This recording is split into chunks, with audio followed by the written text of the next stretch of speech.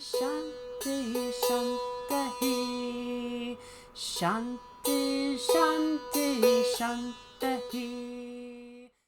Namaste and welcome, dear friends. Thank you for joining me. My name is Anya Light, and this is part 2 of my 3-part series, Transforming Trauma. I'm so grateful that you tuned in. In this segment, I'm going to talk about something extremely vital. It's something that is beginning to get talked about in mainstream society, especially since COVID. And it is my hope that through this podcast, through this Transforming Trauma series, that these kinds of things will be talked about more and more and more and more until it becomes common discourse in our society. But for now, it's still a little bit on the fringe.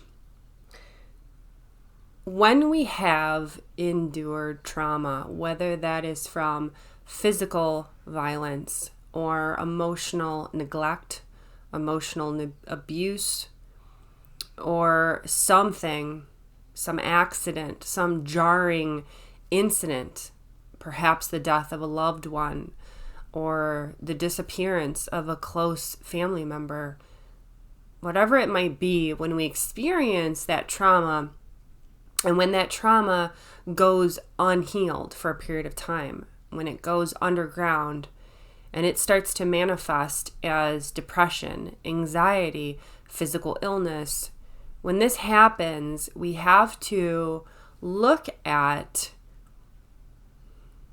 the way in which our society encourages, and this isn't directly, this is sort of subtly, the way our society actually upholds people carrying around lots of trauma, and the ways in which our society actually contributes, the structures of our society as it stands now, unfortunately, contributes to people not healing, to people walking around this world, unfortunately, on a daily basis, carrying this huge weight with them that it is absolutely 100% possible to shed that weight, but they're not fully aware yet that they can shed that weight.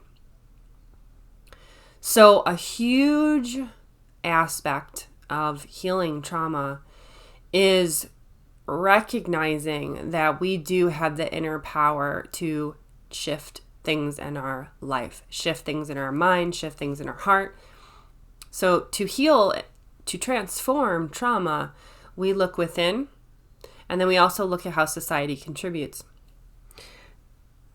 It is, in my experience of coaching hundreds, if not thousands at this point, I've not really kept track, I'm not a numbers person, but I've coached a lot of people on healing trauma, and my coaching stems from personal experience because I had undiagnosed CPTSD for most of my life.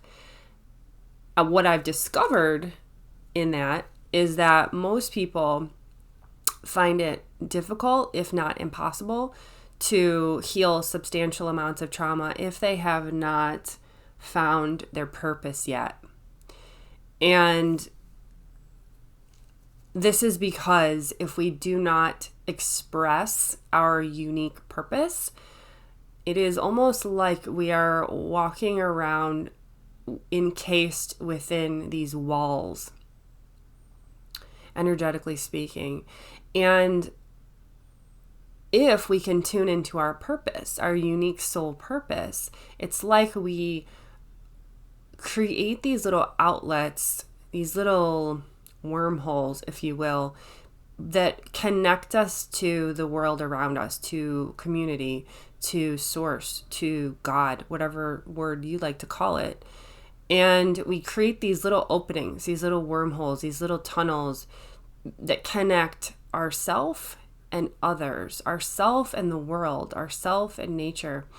But if we don't have this outlet for expressing our purpose, then we get stuck in these walls and we don't feel connected. We feel very separated from ourselves and others in the world. So how do we find our purpose? How do we do that? And I think that a good place to start is just to acknowledge, I'm lacking energy in life, I'm lacking connection, and I want to change that. And so we look at the ways that we're feeling that we lack energy. So we look at our daily lifestyle habits, for example. Do we overly rely on stimulants, for example, caffeine? It's ubiquitous in our society. There's a Starbucks in every corner. Well, there's a Starbucks in every corner because a lot of people, unfortunately, have yet to find their purpose.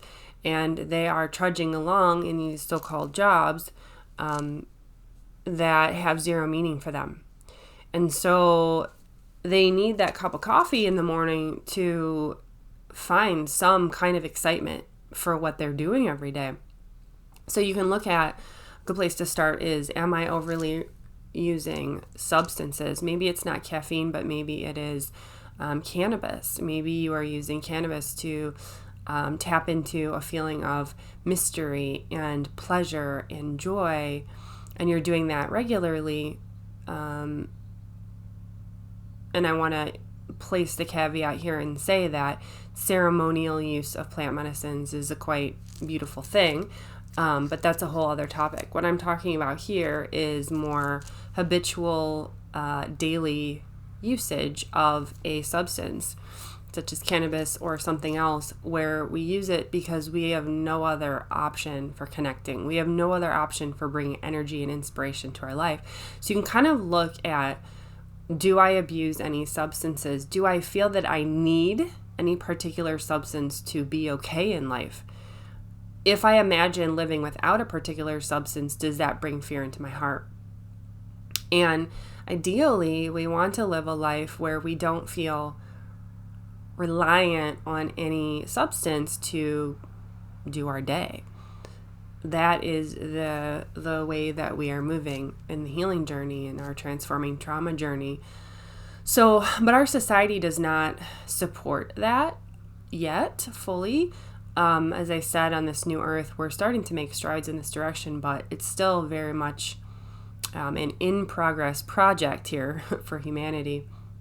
So yeah, to begin, just to look at, are there any coping mechanisms, substances, or maybe activities such as gambling or needing to be around a certain person, or needing to engage in certain activities, shopping, for example, or Netflix, or television, or something like that, where we feel like we have to do this in order just to get by. Are there things that you feel you couldn't go without? So that's a good place to begin. And then just to honor that it isn't your fault. I think it's really important through the trauma healing journey to constantly remind ourselves, it isn't my fault, right? We don't want to blame ourselves for the situation that we're in, because that just adds a whole nother layer on top of the suffering that we already have. We don't need that. So it's just a matter of observing and looking at the situation as objectively as possible, as logically and factually as possible. And yeah, that's difficult sometimes, because when we're in the pit of despair, when we're feeling a lot of anxiety, it's easy to get into blaming ourselves, and it's easy to get down on ourselves and to feel shamed, to feel shameful of ourselves. But it is entirely possible to take a little bit of a step back from our situation and kind of, you can look at your life almost, a good technique to use, as if it's a movie, and you're just like imagining that the scenarios, the characters in your movie, it's this movie playing out. It's not really your life, and you can kind of detach yourself for the purposes of analysis, for the purposes of healing. Imagine that your life is a movie and you're simply observing it. This will help you get some clarity about the next steps to take. So I want to point out also here that, depression and anxiety in our Western culture is rampant. And it's rampant not because it's necessarily a new thing. It's because we're becoming aware of what has always existed. Well, I shouldn't say always, but for the past few hundred years in our industrialized society, as we moved away from tribal culture, as we moved away from really feeling at home in our communities into this sort of mechanistic, isolated, overly capitalistic, competitive environments, we started to lose touch with nature, with the natural world. We started to lose touch with our own self, with our heart's desires, with our life and soul purpose. So as that happened, depression comes. Of course it does, right? It's just natural that it should. People have a misunderstanding about what depression is. Depression is not... We can't look at depression just as a purely chemical thing. Oh, my brain is broken. Oh, my body doesn't create the right chemicals. I would say that is a very limiting way to look at it. Instead, we can look at, if we really want to heal and we really want to find well-being outside of pharmaceuticals, we can look at, okay, I have depression, or I have anxiety, or I have this chronic illness. Why? What is my soul trying to express through this depression, through this anxiety? Well, basically, it's your soul's way of saying, and excuse my French here, but I need to say, what the fuck is wrong with this world? What the fuck am I doing here?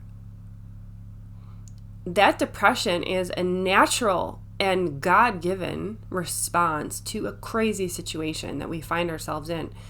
In the yoga, in the Hindu yogi path, this is known as Kali Yuga, which is an era of human existence that is incredibly difficult. It's the most difficult, in fact. It is a span of time that is challenging because there's so much darkness and not a lot of light present. So, of course, in this Kali Yuga, we are inundated with suffering everywhere we look. Not just our suffering, but the suffering of our neighbors, the suffering of our family. It's tough, right? This is a crazy world. This is a world not based on sanity. This is a world currently still very much in the midst of insanity, in the sense of regularly every day people starve to death when there is an abundance of food available. So this is the kind of world that we live in. You know, we live in the world where teenagers go crazy and go and shoot people. And this is a world where we have to seemingly fight each other and compete for resources, when in reality we all have enough. This world provides plenty of resources for all of us, but we are jammed into this condition, into this mechanistic society, this overly competitive society where we're artificially encouraged to compete with each other. It's madness. So when depression, when anxiety, when a physical illness manifests, we have these difficult symptoms and we find ourselves perhaps tempted to overuse substances or to overly rely on pharmaceuticals long term. We have to ask ourselves, what is the real reason for my depression? What is the real reason for this illness? And what we'll discover if we start to dig deep is that the depression, the illness, is a natural manifestation of a fucked up situation. It's a difficult situation that we're in right now. And of course, the soul is crying out to be expressed. You were born with a God-given set of abilities. Born. Not even skills that you necessarily tried to cultivate, although, you know, I'm sure you've done that too. But every human being is born with something or multiple things that they are just brought into the world to do. And an analogy that I like to think of here is a bird. So imagine that a bird is born without the ability to sing. Its beak is broken and it cannot sing, and it hangs out with the other birds, and the birds are tweeting and talking to each other and you know, greeting the sunrise with a chorus of song, and this bird is just sitting there. Do you think that bird is happy? No, that bird is depressed. that bird wants to express itself because it's a bird. It sings. That's its nature. But it is unable to do so. So it deals with depression. It deals with feeling not a part of things, not a part of the way of things. So as human beings, we are born, we are incarnated as little infants with a set DNA blueprint of specific gifts. And unfortunately, the society that we live in conditions us to not get in touch with those gifts and makes it very extraordinarily sometimes difficult to express those gifts in a meaningful way. So I ask you now to pause and reflect. What is my soul wanting to do? What is my soul wanting to contribute to this world? What was I born to do? What do I love to do? As you ask yourself these questions, you may start to consider the possibility that, maybe this depression, maybe this illness that I have, maybe this anxiety that I struggle with is actually the universe's way of waking me up to the fact that I'm not going to put up with this bullshit anymore of working this job that I hate. Because you know what? Actually, I believe that I have something to do here. And of course, if I have something to do here, the universe will support me in expressing that. And I encourage people to not necessarily to take it slow, take it step by step, but just start to entertain the possibility in your mind that the universe may be ready and willing soon to allow you to express your gifts in a way that allows you to receive monetary support through the sharing of that gift. A lot of people, artists, especially artists and energy healers and intuitives, spiritual teachers, sometimes they poo-poo the idea, well, I have to have a day job and then I can do the thing I really want to do in the weekends. And really, this is the time for people who jump courageously into the idea of, you know what I really want to do is actually the most important thing for me to do.